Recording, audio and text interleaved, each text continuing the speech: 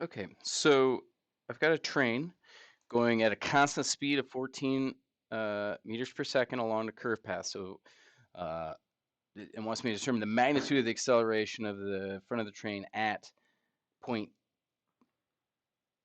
at point A when y equals 0. Okay, so constant speed,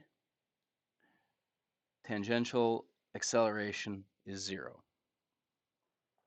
Okay, therefore my total acceleration, determine the magnitude of the acceleration. Yep, my total acceleration is just going to be my normal acceleration, which is going to equal v squared all over rho.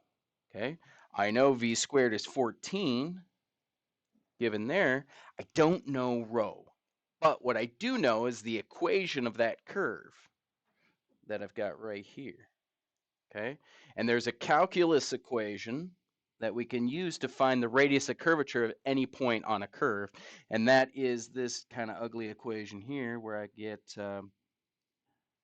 dy dx squared. Actually, it should be uh,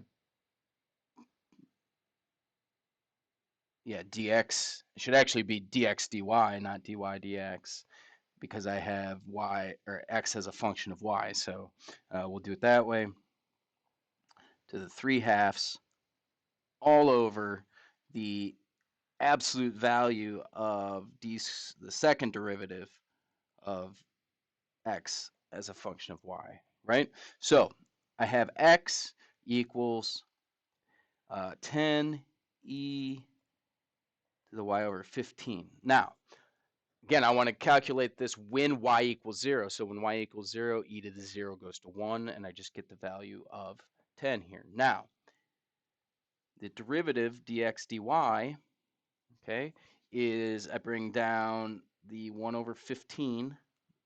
Basically, I take the derivative of the y over 15 and then times the derivative of the outside, which e to the y over 15 is just e to the y over 15. Okay, plugging in 0 for that, then e to the 0 is still 1, but now instead of 10, I have 10/15, which is 2/3. Taking a second derivative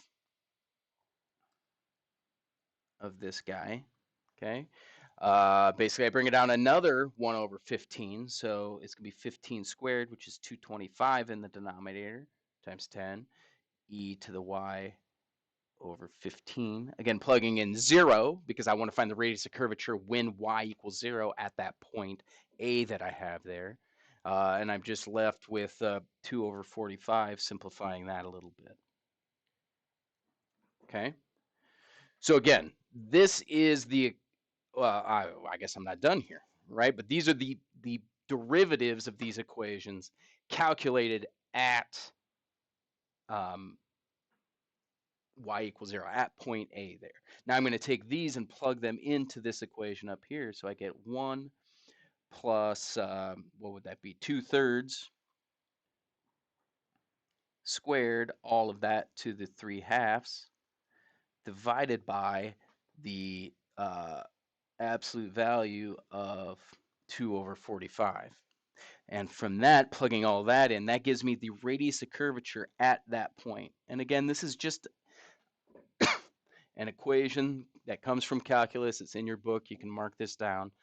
That will give you the radius of curvature at any point along a curve by taking those derivatives and calculating them at that specific point. Of course, if I go to y equals 1,